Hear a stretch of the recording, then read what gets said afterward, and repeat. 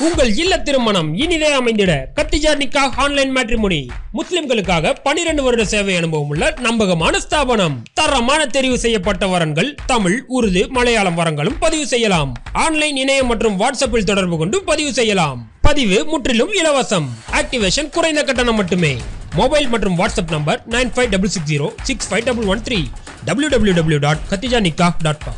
அன்பார்ந்த words production தோழர்களே, Palestine Israel போர் குறித்த செய்தியை தொடர்ந்து நம்ம பார்த்து கொண்டிருக்கக்கூடிய இந்த வேளையில் நேற்றைய தினம் இந்த ஆக்சஸ் ஆஃப் ரெசிஸ்டன்ட் என்று ஈரானுக்கு கீழே இருக்கக்கூடிய அமைப்பில் ஒரு புதியதொரு அமைப்பு தனது முதல் தாக்குதலை பஹ்ரைன்லேருந்து தரமாக இஸ்ரேலை நோக்கி கொடுத்துருக்கு அப்படிங்கிற செய்தி வந்த வண்ணம் இருக்குது. இன்னொரு பக்கம் அமெரிக்கா மற்றும் இஸ்ரேல், இந்த சவுதி, இவர்கள் மத்தியில் இருக்கக்கூடிய இந்த நார்மலைசேஷன், குறிப்பாக இஸ்ரேல் சவுதி மத்தியில் இருக்கக்கூடிய நார்மலைசேஷன் எதற்கு தேவை, ஏன் நார்மலைசேஷன் வச்சுக்க ஆசைப்படுது அப்படிங்கிறத சில வரலாற்று புள்ளியோட இந்த விஷயத்தை நம்ம பார்க்க கடமைப்பட்டிருக்கின்றோம்.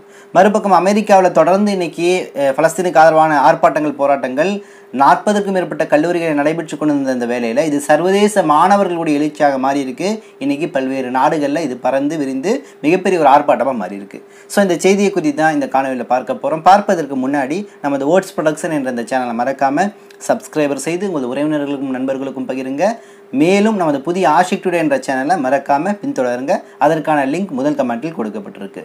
வாங்க காணொலிக்குள்ளே போவோம். அன்பார்ந்த நண்பர்களே, பலஸ்தீன் இஸ்ரேல் போரை பொறுத்த வரைக்கும் இன்றைய தேதியில் ஹமாஸுடைய அல் கஸாம் பிரிகேட்டர் எந்தவித சமரசமும் இல்லாமல் துல்கரம் மற்றும் சஜையா போன்ற இடங்களில் மிகப்பெரிய ஒரு தாக்குதலை இஸ்ரேல் துருப்புகளுக்கு எதிராக நடத்தி கொண்டிருக்கிறார்கள்.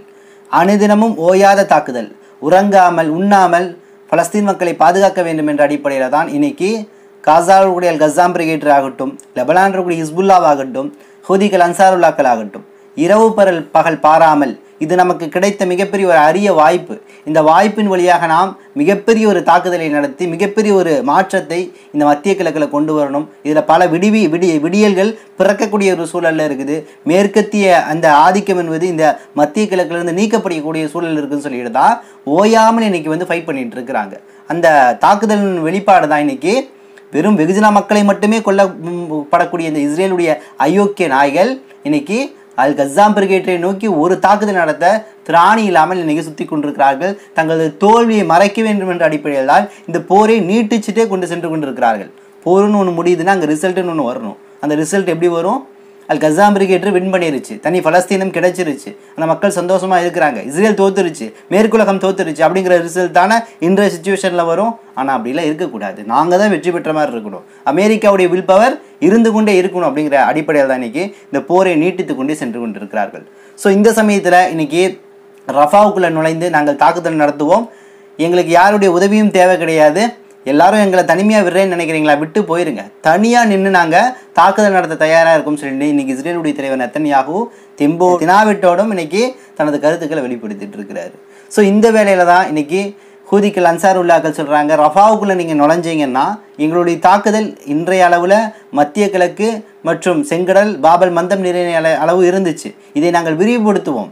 இன்றைய தேதியில் ஏடன் வளைகுடா, செங்கடல், அரபிக்கடல், இன்னும் இந்திய பெருங்கடல், மடகாஸ்கர் போன்ற இடங்களில் நாங்கள் விரிந்து பறந்து இன்னைக்கு தாக்குதல் நடத்தி கொண்டிருக்கின்றோம். இதை இன்னும் விரிவுபடுத்தி நாங்கள் ஜிப்ரால்டர் நீரிணையை முடக்குவோம், ஹர்மூஸ் நீரிணையை முடக்குவோம், ஒரு துளி தண்ணீர் கூட உங்களுக்கு கிடைக்காமல், ஒரு துளி இராணுவ தளவாடங்கள் கூட உங்களுக்கு கிடைக்காத அளவு எங்களது தாக்குதலை விரிவுபடுத்துவோம் அப்படிங்கிற அளவு இன்னைக்கு அன்சாருல்லாக்கள் எல்லா விஷயத்துக்கும் தயாராக இருக்கிறாங்க.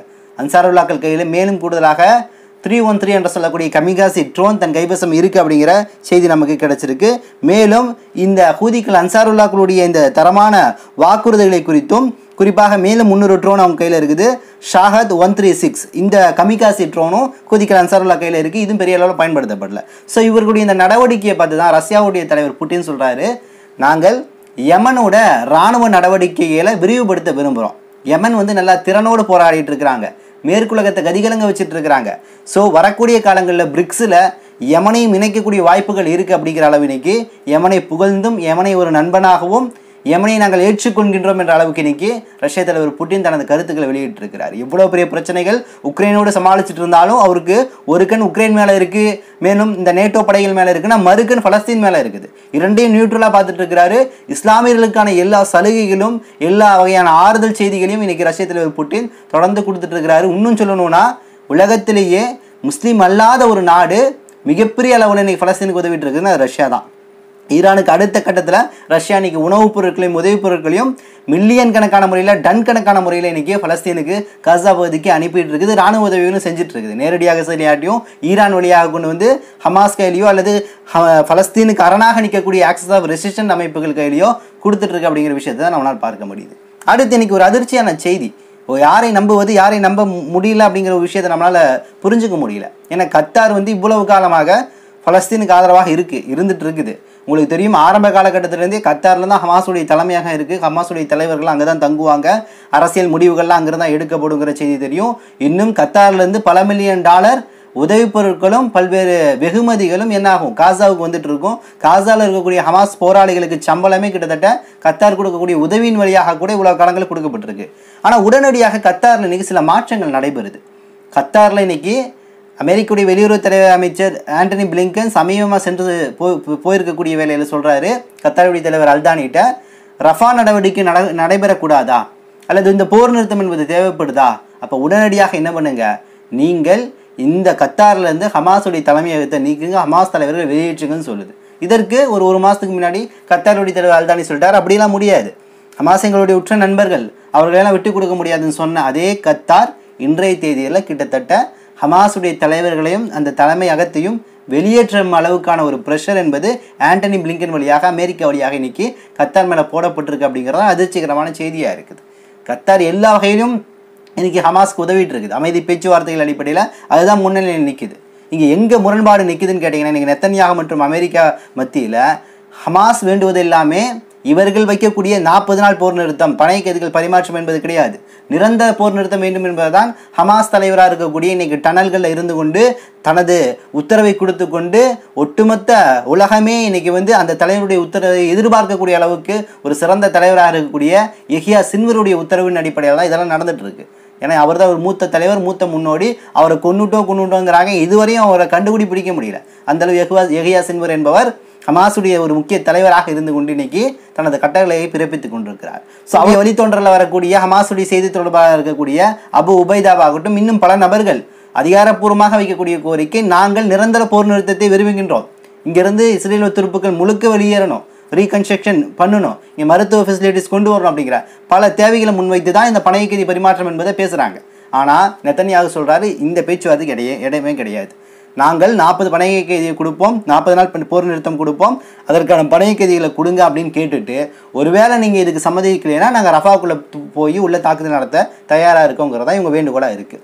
இது மட்டும் கிடையாது, நீங்கள் கத்தார் பல வகையில் தனது டைமென்ஷனை மாற்றுதோ அப்படிங்கிற நம்மளால் புரிஞ்சுக்க முடியுது. ஏதோ ஒரு வகையில் இஸ்ரேல் அமெரிக்காவோட டைப்பில் இருக்கும் அப்படிங்கிற சந்தேகங்களும் ஐயங்களும் இருக்குது. ஸோ இந்த கண்ணோட்டத்தில் இந்த விஷயங்கள் போயிட்டுருக்கு. மறுபக்கம் இன்னைக்கு கத்தாருக்கு யுஏயில் இருக்கக்கூடிய அந்த பேஸ் நிலையங்களை அமெரிக்கா என்ன பண்ணியிருக்காங்க, அங்கேருந்து இடம்பெயர்த்து இருக்குது. அதாவது யுஏ என்ன சொல்லியிருக்குன்னா அப்படியே மாற்றி நடக்குது பாருங்கள்.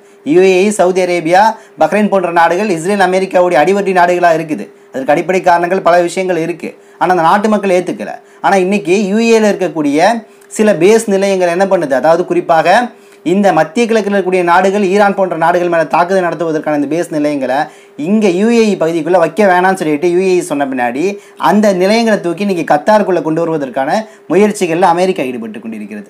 அப்போ யுஏஇ ஒரு மாதிரி இருந்துச்சு, தன் நிலைப்பாட்டை மாற்றுது. கத்தார் நல்ல முறையில் இருந்துச்சு, தன் நிலைப்பாட்டை மாற்றி அமைக்குது. அப்போ இங்கே என்ன நடக்குது அப்படிங்கிறது இதை பார்த்து கொண்டிருக்கக்கூடிய வெகுஜன மக்களுக்கு குழப்பமாகத்தான் இருக்குது. குறிப்பாக ஐசிசியை நம்ம பார்த்தோம்னா அங்கே ஒரு குழப்பம்.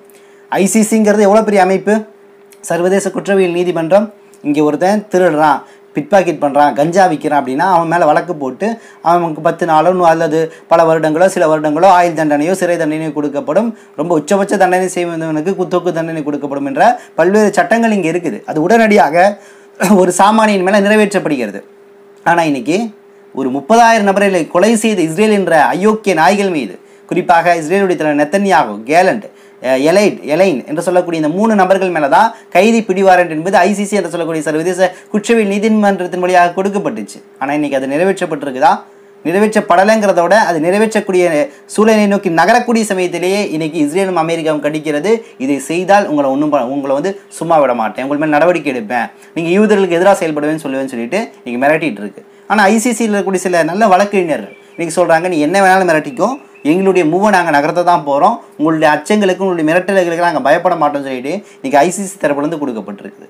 இருந்த போதும் சாமானியனுக்கு எழக்கூடிய கேள்வி, இங்கே இருக்கக்கூடிய ஒரு சாமானியம் செய்யக்கூடிய தவறுக்கு அவனுக்கு எளிமையான முறையில் தண்டனை வழங்கப்படுகிறது, உடனடியாக வழங்கப்படுகிறது. ஆனால் 30,000 நபர்களை கொன்ற அயோக்கியர்கள் மீது நடவடிக்கை எடுக்க 200 நாட்களாக இந்த ஐசிசி, ஐஜிசி என்று சொல்லக்கூடிய சர்வதேச குற்றவியல் நீதிமன்றம், சர்வதேச நீதிமன்றங்கள் தயங்கிக் கொண்டு அதை நடத்தக்கூடிய முறையை சரியான முறையை நெறிப்படுத்தாமல் இருப்பது என்பது நிச்சயமாக உள்ளளவு ஒரு சாமானியனுக்கு எழக்கூடிய கேள்வி வருத்தம் அளிக்கிறது.